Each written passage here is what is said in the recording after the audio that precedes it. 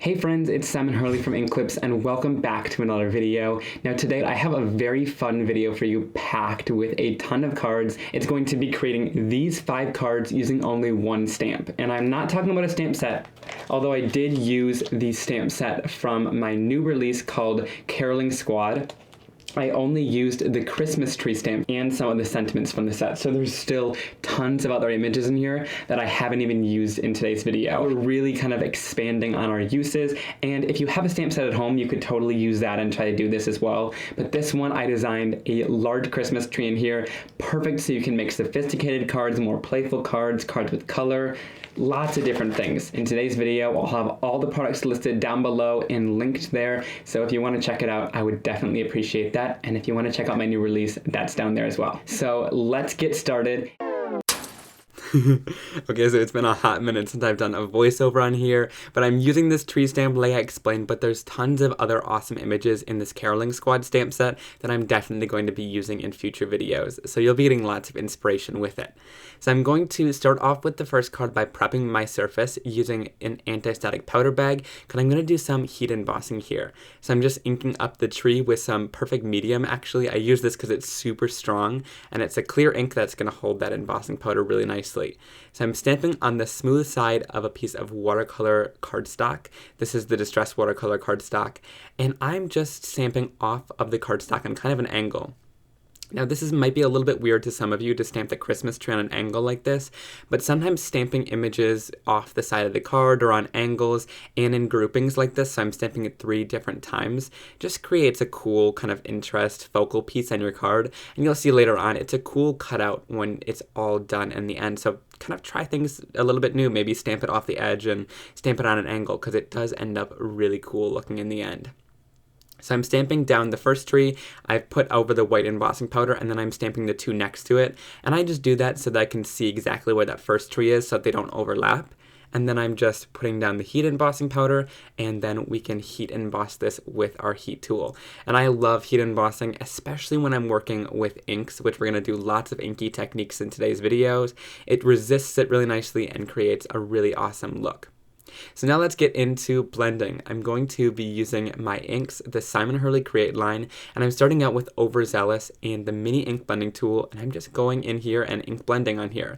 Now I want the edges to be a little bit darker than the tops of the trees, so when I'm blending I'm keeping that in mind, and I'm focusing kind of on the center of the trees, but you'll definitely see ink go over the edge, and I'm totally not minding that. I actually wanted that. I didn't want a completely clean look. I wanted just tons of color kind of exploding on these trees, and that is what I got.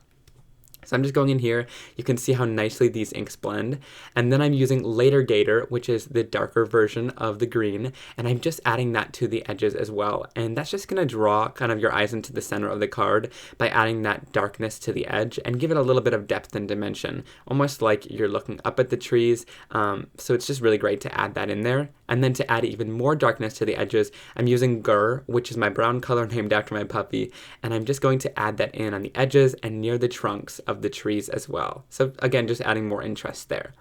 Now I'm going in with Slippery When Wet, which is my bright yellow color, and I wanted this to be more concentrated and not kind of bursting over the edge, since those stars are really small at the top. So I'm still going over the edge of the ink blending, but this will kind of keep it a little bit more controlled rather than going over a huge amount. So I'm just adding that to the top of each tree. You can see that kind of glowing there, which I love. And I only use these for small areas like that, but they can be super handy for things like that. And my inks react with water, so I'm bringing in the Distress Sprayer with just some water here, and you can see it adds a little bit more interest there, a little bit of texture to the background, and removes and lightens some of that color. Now you could totally leave it there, but I also went in with some of those mini ink blending, the detail blenders, and I went in with some of my other colors like Bee Sting, Traffic Cone, and Remember Me, and I just went over some of those little lights on there. And, you know, it did go over the lines, but I wanted it to be like that because it kind of looked like it was glowing then. But like I said, you could totally stop. I just love adding extra little pops of color here and there and some interest, so I thought that was really fun in the end to add some of those colors on top of the lights. And I didn't do it to every single one, just some of them. Then I'm going in with this ginormous scissors. I love this for cutting out bigger areas because you can get some really cool smooth lines. And you can see I'm not really going in any of those details. I'm actually leaving a big border around it, but just creating a really smooth line as I'm cutting I find is really nice looking. And then I'm going to kind of bring it over to the edge. And you can see when I add it onto a stark white card base, I'm popping it up with some foam tape so it stands up a little bit, but that just creates a really cool look when it's off the edge of the card. And you can see here, this little trimmer is a lifesaver. I trim off the bottoms of any cards or any side, if anything hanging off, and it just smooths over the edge. Then I'm stamping down the Merry Christmas sentiment, and that finishes it off. That's actually my handwriting, but I love how this card turned out with the ink blending and the emboss resist, and I hope you'll give it a try. It's a really cool technique. Now next, we're starting off the same way, anti-static powder bag, we're doing some heat embossing and inking it up with the perfect medium. But this time I'm stamping it in a more traditional way, just right in the center of the card. But this one is really fun as well, just some simple watercoloring, but a little bit kind of messier. So you'll see here. I'm going over it with white heat embossing, and then you don't even need to see me heat the powder, but I did it. And then I'm creating a palette of my colors, so I'm using Overzealous, Later Gator, Grr, I'm using Slippery and Wet, Clear Skies, and Remember Me. So I'll have all the colors and stuff linked down below in the description as well.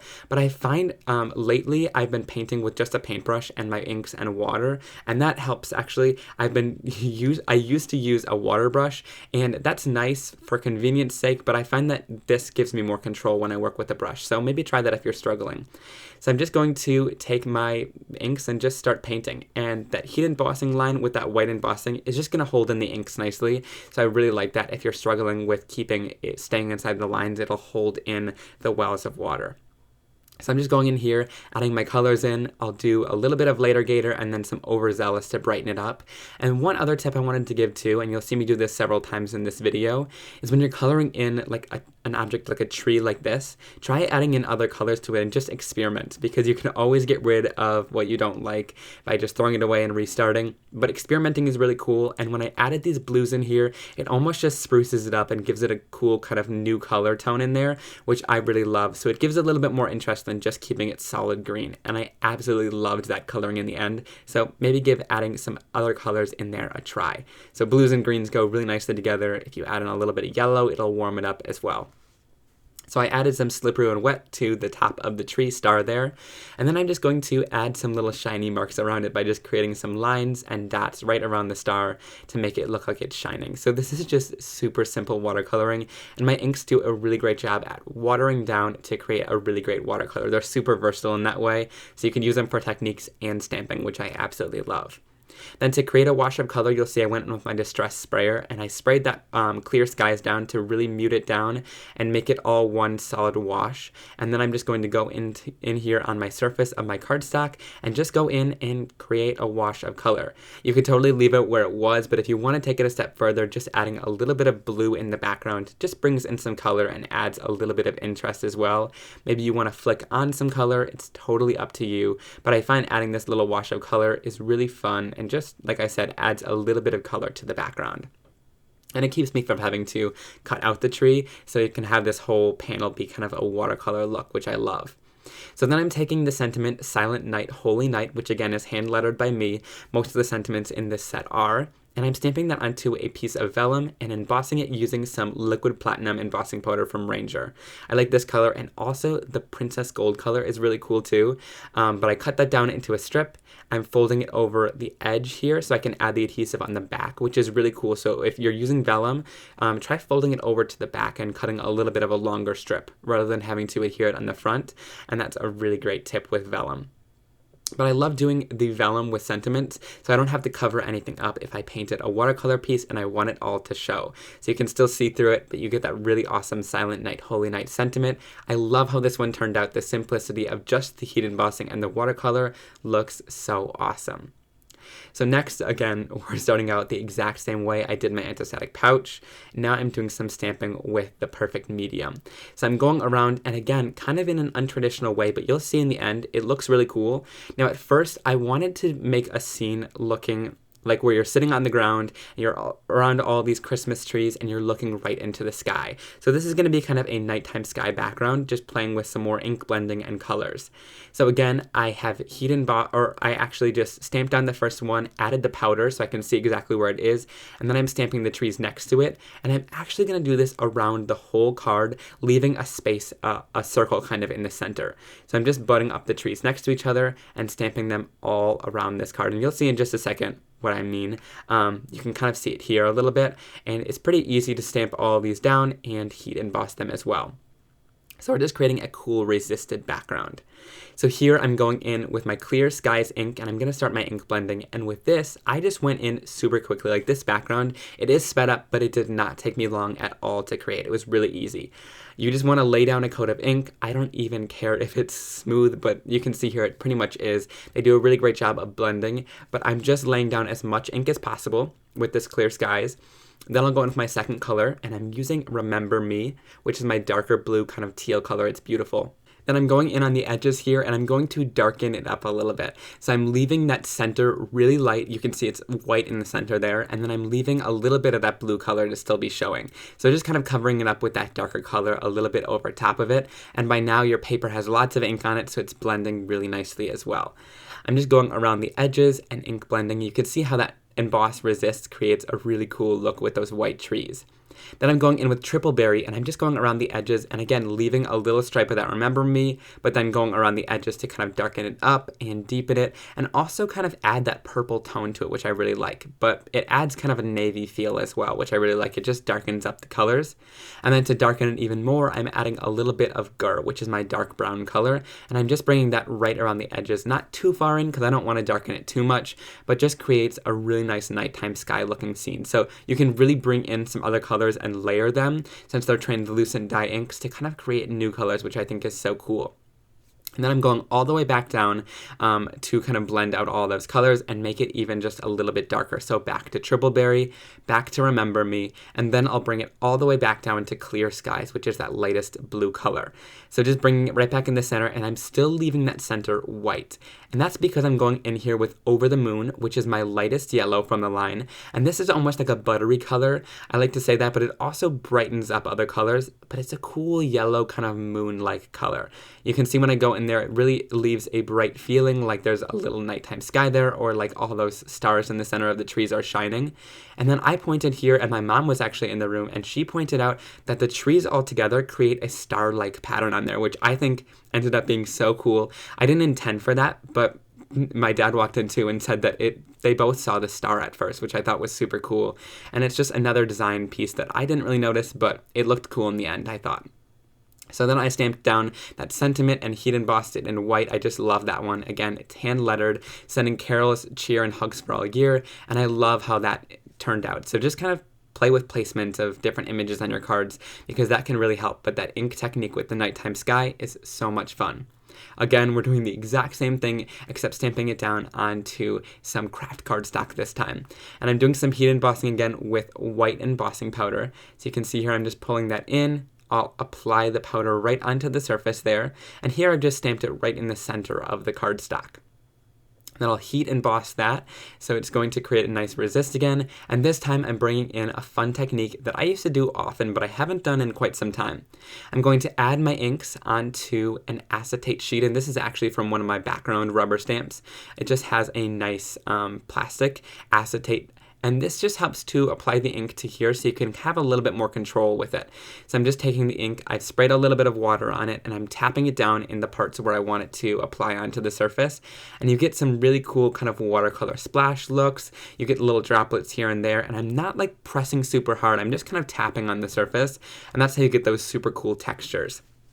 Now I heat dry it in between layers so that it dries, because if you dry the color, then the color will layer on top rather than all blending together, which I really like. So here I'm going in with Remember Me, a little bit of blue again. I'm going in with Overzealous here to bring in a little bit of the brighter green. So really just going in, having fun. This one's a little bit more abstract, but I absolutely love how it looks, and especially on that craft cardstock, because it kind of isn't super bright. It kind of mutes some of those colors, but I absolutely love it.